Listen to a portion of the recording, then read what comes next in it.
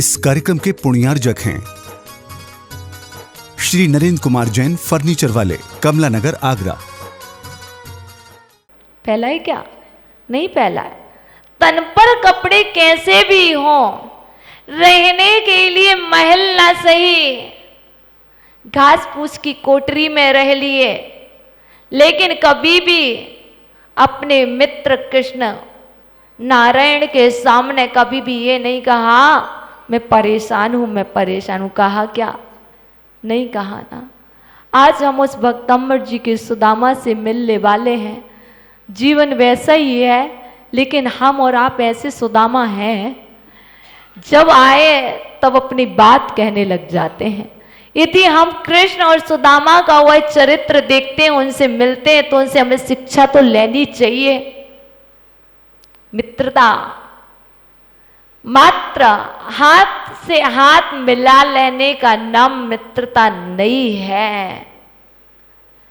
हृदय से हृदय को मिला लेने का नाम मित्रता नहीं है।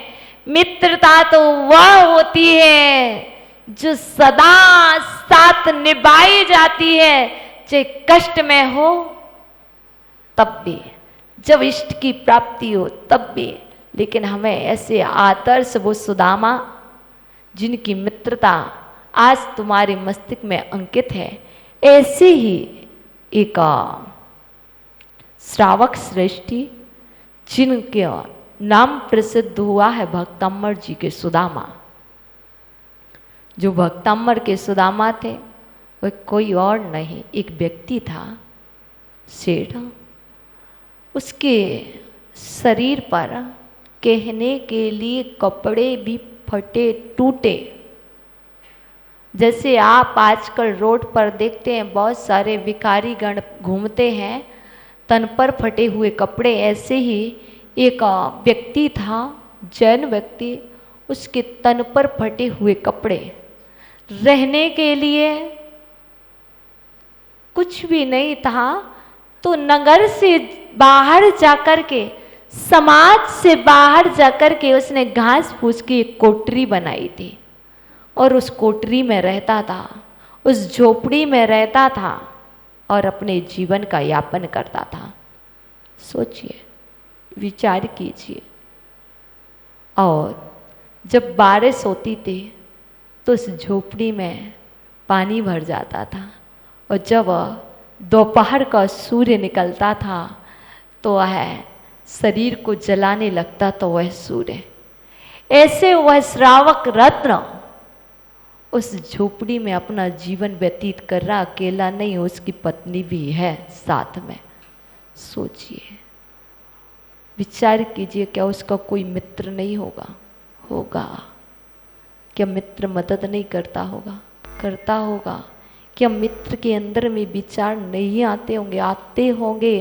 देखो, मित्र है, मित्र के अंदर तभी विचार मदद करने के हो सकते हैं जब वो सामने वाले का पुण्य होगा।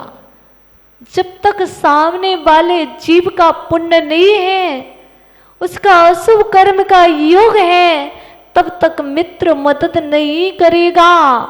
और वह जीव उसी कोठरी में रह रहा है, अपना जीवन व्यतीत कर रहा है, और खाने के लिए आपको बता दो तो उसके घर में अनाज का ये कण भी नहीं था।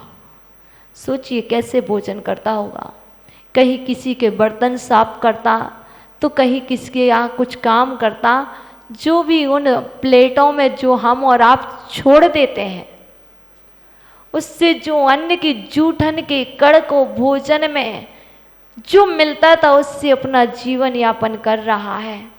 वो भी तो रोता होगा, बिलखता होगा? नहीं, वो भक्तम्बर का सुदामा था। सुदामा बिलखता नहीं है, सुदामा रोता नहीं है, बिलखता नहीं है। सुदामा तो आनंद से जीवन यापन करता है, क्योंकि विचार करता है मेरा ही तो कर्म है, मेरा ही तो पाप कर्म है, मेरा ही तो ये अशुभ कर्म है। मैंने किसी न किसी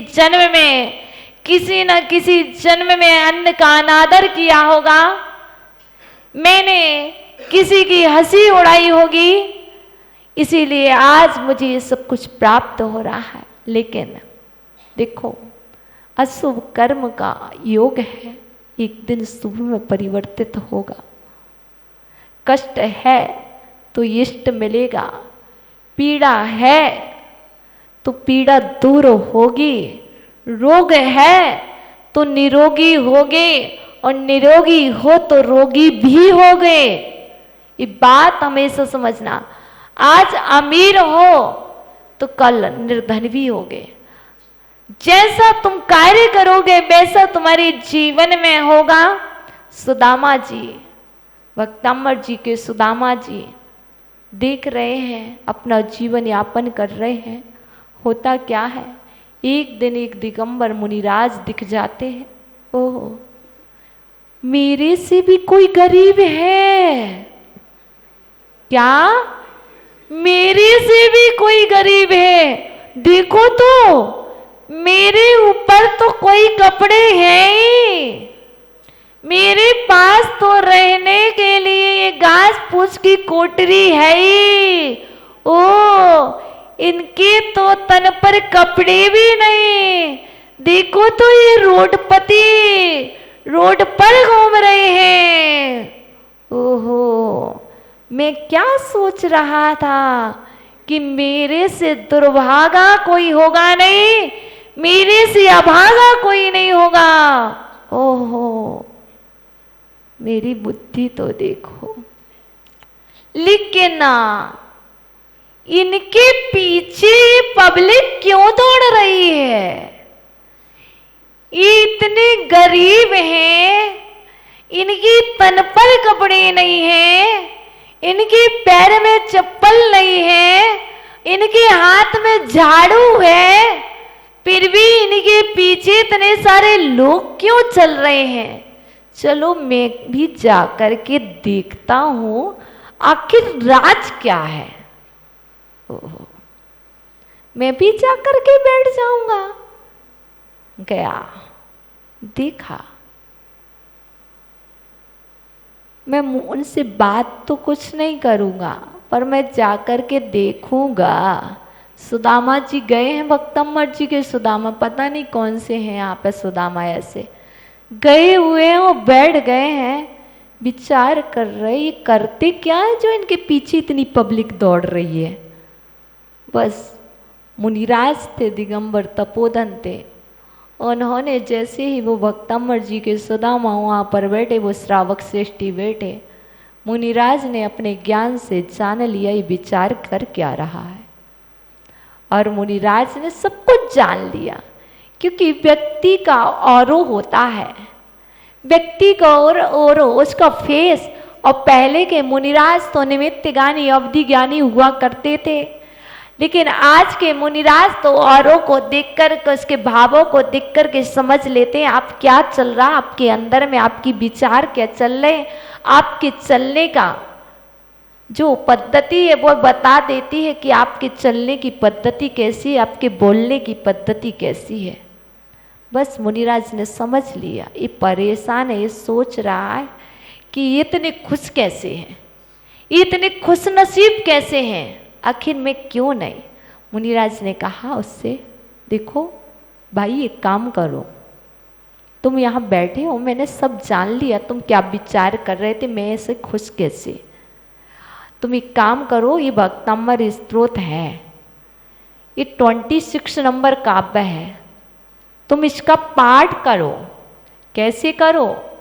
महाराज ने पद्धति बताई, क्योंकि तुम्हारी जो पीड़ा है, तुम्हारा अभी तक अशुभ कर्म का योग था, आज तुम्हारा वह अशुभ कर्म का योग सुबह में परिवर्तित होने वाला है।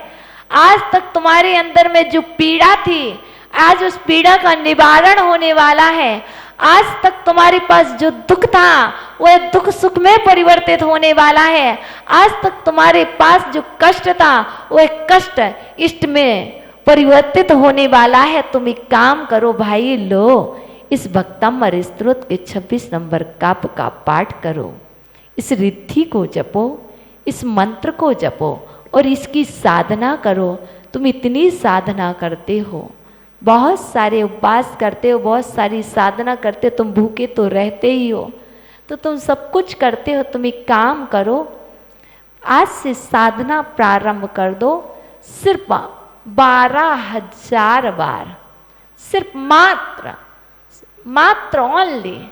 देखो आप पैसे तो बहुत गिनते हो, 12 करोड़ भी गिन लेते हो, 12 लाख भी एक दिन में गिन लेते हो, मात्र तुम्हें कुछ नहीं करना है, तुम 12,000 कदम भी चल लेते हो, तुम 12,000 दिन भी व्यतीत कर देते हो, लेकिन तुम्हारे लिए सिर्फ 12,000 बार इस 26 नंबर काव्य को रिद्धि मंत्र सहित पढ़ना है। और उस सुदामा जी ने, भक्तंबर के भक्त ने गुरु की बात मान करके वहीं पर एक स्थान पर बैठ करके 26 नंबर काव्य की आराधना की। तुभ्यं नमस्ते भुविना तिहराय नाथ, तुभ्यं नमः क्षितितला मल्लभूषणाय, तुभ्यं नमस्त्रिजगिता परमेश्वराय, तुभ्यं नमो जिन्भवो दधिसोषणाय, ॐ ह्रीमरहं नमोदित्तितवाडं ज्रों ज्रों नमः, ॐ नमो ॐ ह्रीं श्रीं क्लीं ह्रूं ह्रूं परजन शांति व्यवहारे, जयं जयं कुरु कुरु स्वाहा। इस तरह से उस भक्त ने 12,000 बार इस काव्य की रीति मंत्र की साधना पूर्ण की।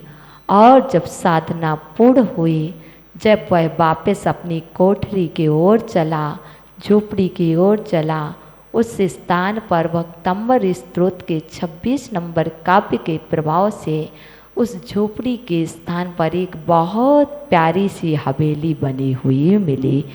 और भक्तंबर स्तोत्र जयवंत हुआ। वो गुरुदेव, वो दिगंबर तपोधन का जयकारा हुआ।